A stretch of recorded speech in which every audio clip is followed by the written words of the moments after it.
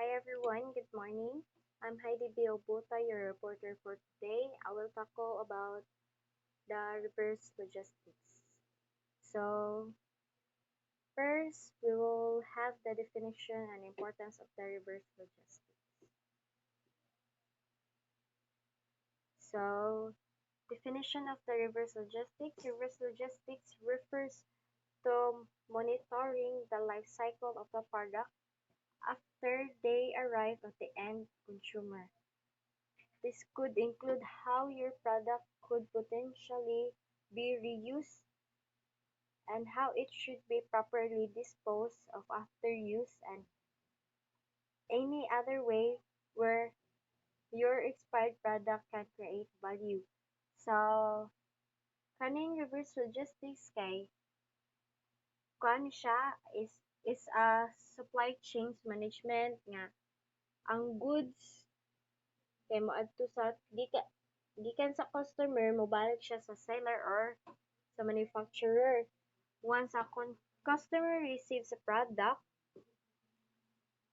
processes such as return or recycling requires reverse logistics. So bali ang kanang mga nauli sa ato gikan sa atong customer mao na atong gamiton.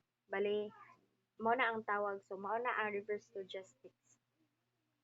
So reverse logistics start at the end consumer, moving backward through the supply chains to the distributor or from the distributor to the manufacturer.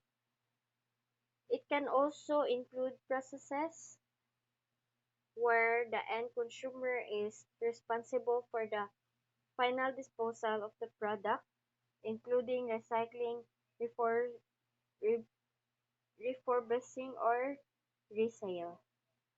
So next is the importance of the reverse logistics. So the importance of reverse logistics in our or your business. Reverse logistics is important because it is maintained as an efficient flow of goods.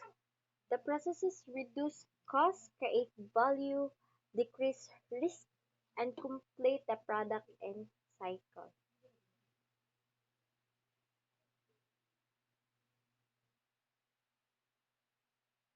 So, according to the research of Gartner, it says that about 70% of businesses plan to invest in the circular economy. The circular economy follows traditional logistics and then continues around through what Gartner calls a closed loop supply chain. So the closed loop supply chains it contains recycle, industry contributor, retail, end user, and collection. With this practice, companies are participating in a system focused in a sustainable economy. Companies find new uses of disposed products with recovery, repair, and recycling. Materials once typically viewed as waste have value again. The circular economy also ensures compliance as many countries institute policies requiring producers to develop more sustainable practices. The guidelines outlines subsides for waste prevention, research and development, and recycling. Other policies restrict landfills, mandate collection and recycling programs, and penalize certain waste practices.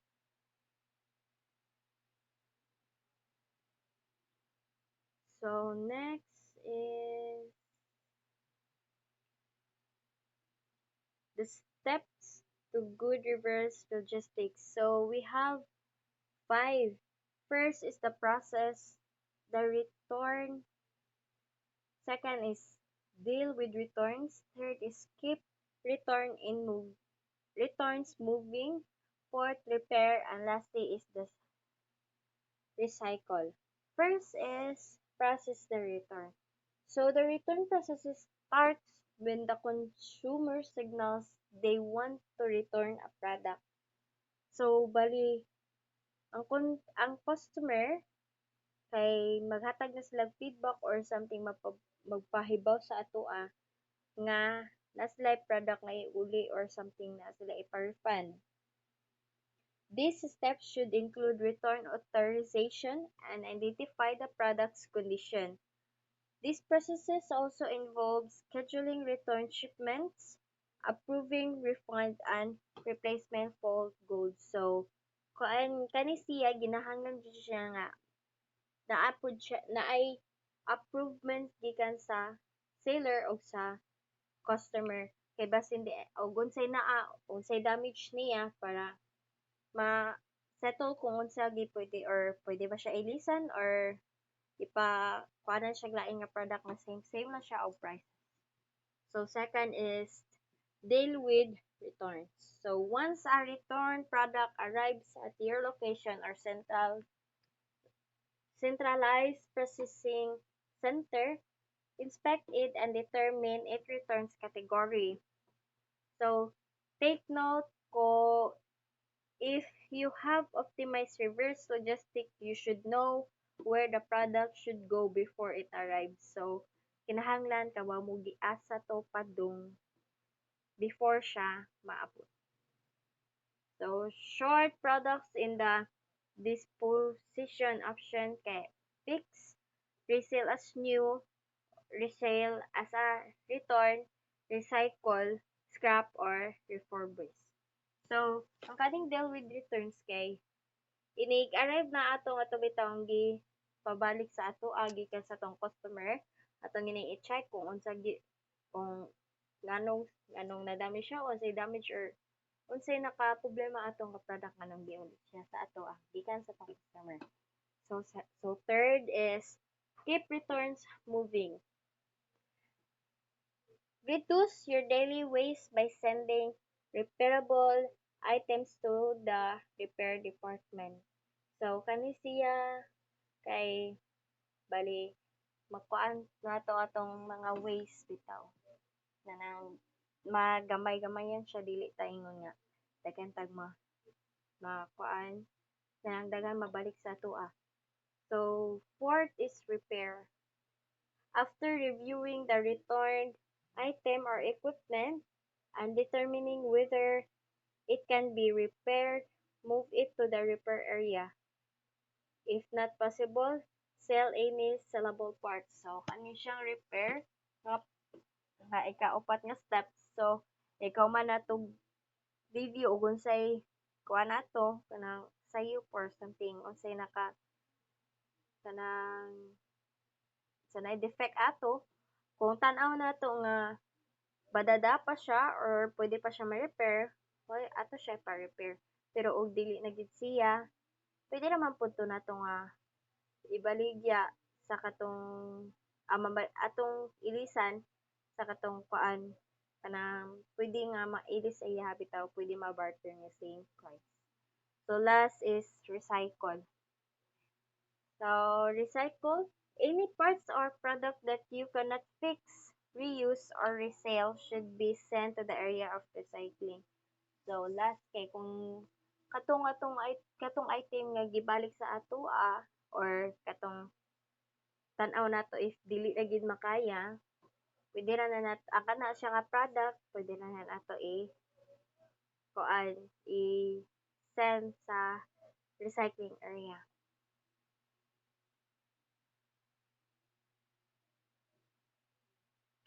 So next is next hmm. So next is the types of reverse logistics. There are different types of reverse logistics and it is also known as reverse logistics components. So they focuses on returns management, and return policies and procedures, and accounts for remanufacturing, packaging, unsold goods, and delivery issues.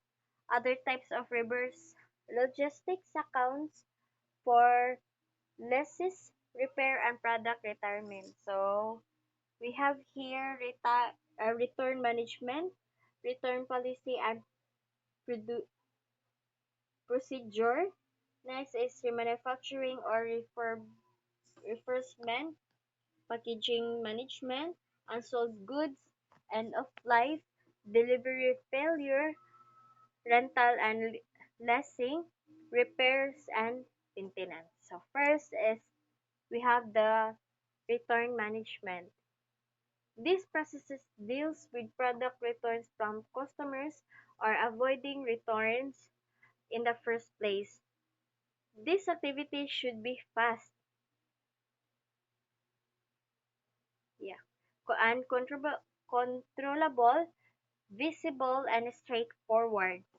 Customers judge a company on its return flow and re-return policies. A re-return is a return of an item a second time. Often, this return trigger the extended return policies, such as offering store credits. For example, customer mopalit sa return product on clearance. It take kani siya takes it home and discover it broke bali pagkuan nila kay buak or something na damage. So the store policy would not normally accept the return, but it does allow for a store credit for the faulty product. A re-return can also occur when a vendor rejects the return and give it back to the purchaser without a refund. So, yeah, kasagaran na to na murag na naman day na lamay naka-experience din ngayon na to ana gikan sa Shopee something or Lazada. Kanan bitaw mga unta tag refund kay kanhi siya nga product nga to gi-purchase kay na ay damage pero inig-chat or something na to sa kuan nga wala na dili na nato ma-reach out ang seller. So, wala siya. Sa sunod is return policy and procedures. The policies about returns that a company shares with customers is its RTT. These policies should be visible and consistent. Employees should also adhere to them. Next is manufacturing or reimbursement. Another type of reverse logistics management including re- remanufacturing, reimbursement, and recondis- reconditioning. This activity repair, rebuild, and rework products. Companies recover interchangeable, reusable parts or materials from other products, also known as a cannibalization of parts. Reconditioning involves taking part, cleaning, and reassembling products. So next is packaging management. This type of reverse logistics focuses on reuse of packaging materials to reduce waste and the disposal. Next is the unsold goods. For unsold goods, handles returns from retailers to manufacturers or distributors. This type of returns can be due to poor sales, inventory obsolescence, or delivery refusals. Next is the EOL, end of life. When a product is an of end of life, it is no longer useful, di na siya magamit, or does not work, kanang dili na siya mo gana. The product may no longer meet the customer's need or be replaced by a newer, better version. Manufacturer often recycle or dispose the product that are end of life. Bali di na gid dili na makaya ba brand. Guba na jud siya. Mao na siya ang end of life. These goods can create environmental challenges for manufacturers and countries. Next is delivery failure. With the failed delivers return product to sorting centers. From there to sorting center may or ay, to from there to the sorting center return the product to their point of origin. While rare, some sorting centers may have the staff available to identify why a delivery failed, correct the problem, and resend. So, kana bitaw ng ganong wala na successful ang delivery, kana kana bitaw sa example gyapon is sa Shopee or sa Lazada kana bitaw namatay 3 attempts. So kana sila ang sorting center nila ana if dili nato makuha ang kanang nga delivery mangutana gid sila og ngano unsay explanation nganong wala nakuha ang kuan. Like example, wala na to nakuha kay kanang wala ta dira sa balay or walay maka-receive, so mao na ang explain dito sa mga mo deliver dito sa sorting center. Next is rental and leasing. When a piece of equipment comes to an end of its lease or rental contract, the company that owns the product can remarket, recycle, and redevelop it. So, kung ang kana siyang kana bitang gigamit nga equipment kay pwede ra siya kanang pwede ra siya nato i-market or ato i-recycle. So next is repair and maintenance. In some product agreements, customers and companies maintain equipment or repair it if issues arise. In some cases, the company sells damaged, return product to another consumer after repair. So, ang kaning mga equipments or product kay ang kanang bitaw ilaging ipa-repair kung pwede pa siya magamit, then ilang tanawon kung naapa bay kanang something na padunggo ba or something nga kuan unsay kanang diferensya pwede na nila nga ayuhon bitaw para magamit pa siya longer sa iyahang life.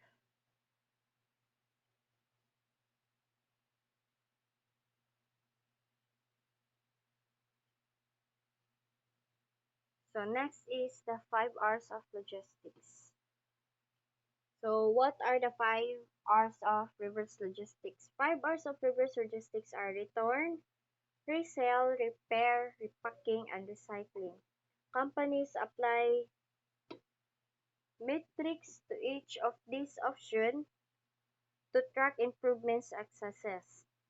Your business may want to take a closer look at the 5 R's to streamline its reverse logistics processes and reduce losses there.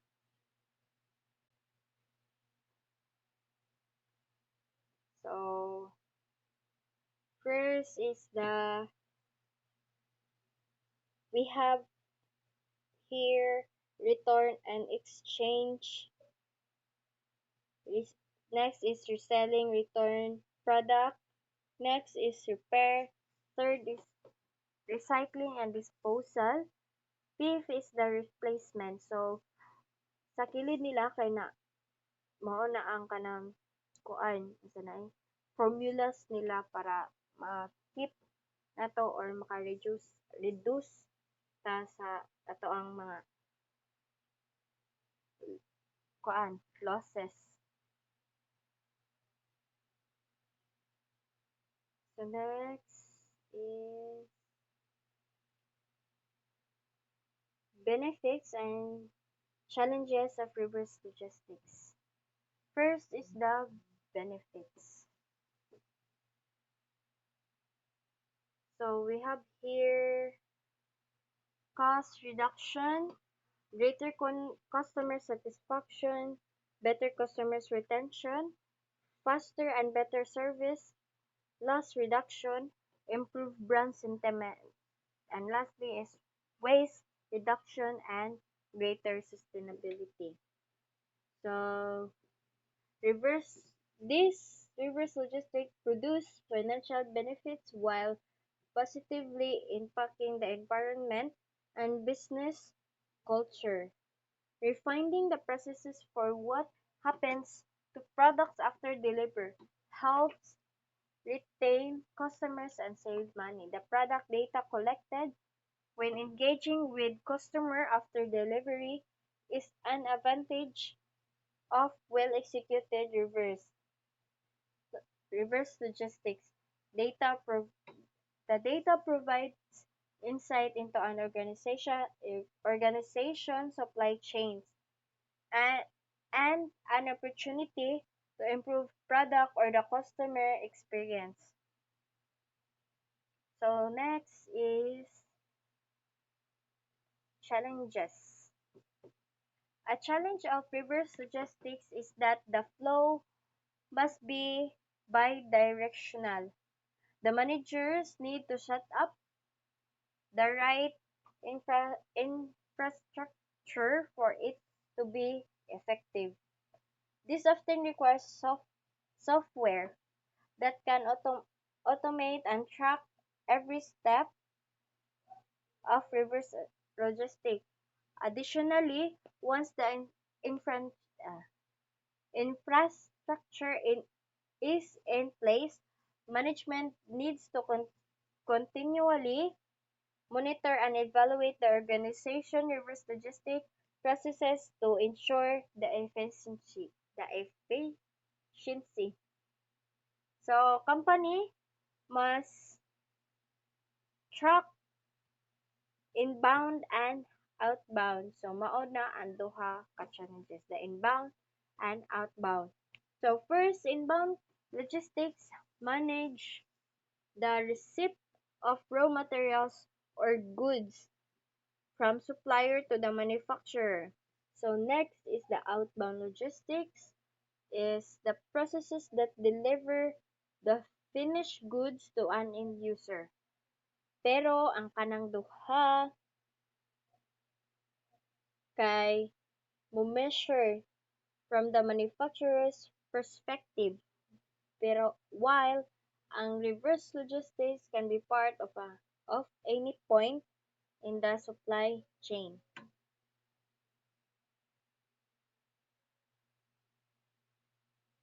Next is strategies to optimize reverse logistics. So to optimize reverse logistics, companies needs cohesive strategies. Cohesive, yes, cohesive strategies that account for speed, efficiency, and cost. When taking action, consider policies, partners, data, capacity, and logic and transportation. So we have here 7.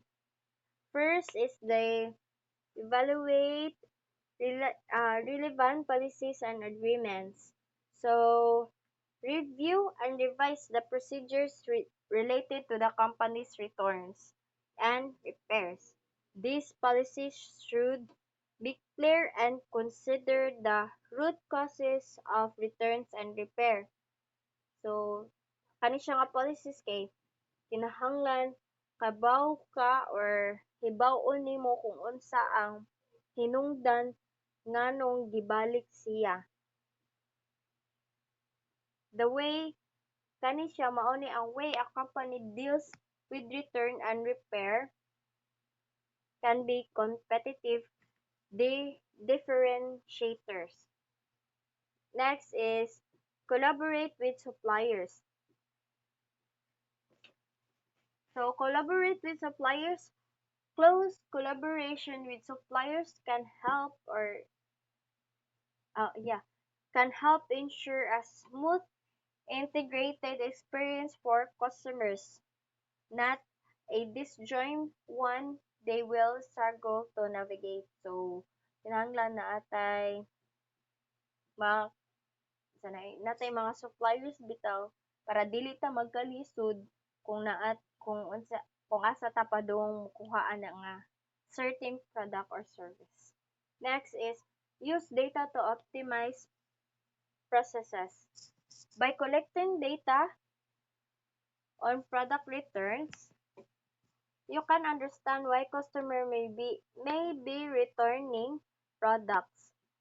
Then you can make adjustments in sales, product designs, and forward logistics processes accordingly. So, kuan kinahanglan pud ta mokuha sa data nganong ila tong gipang return.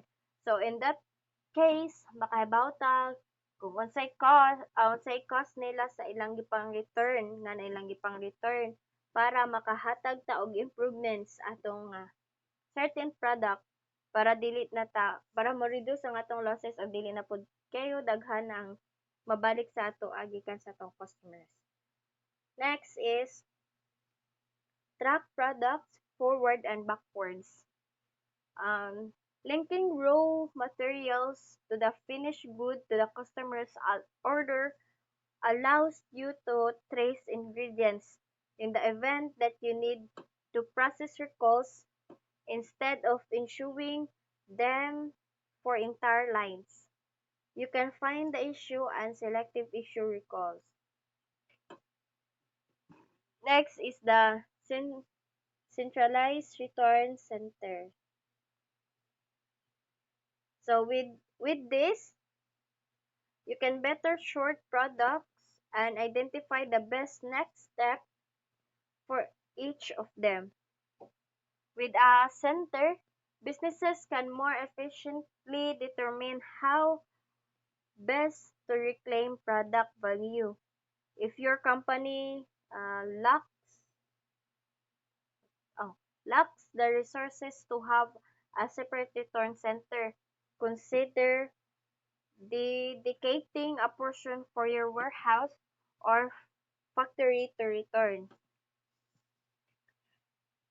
And then examine logistics and transportation. Regularly review the processes for forward and reverse logistics and transportation. Determine if it is feasible to integrate some of these processes and transit. For example, delivery drivers can pick up empty pallets. Empty pallets as they drop off full pallets. You save trips, times, and money. Next is automate. Automate, it use cloud-based logistic software to help streamline operation. For example, lang niya kay kuan software system kay matrack ang assets recoveries o ma-manage niya ang reform ref, ah, reimbursement and provide business intelligence analytics. So that's all for my report. Thank you. I hope you have understand some or you learn something. Thank you.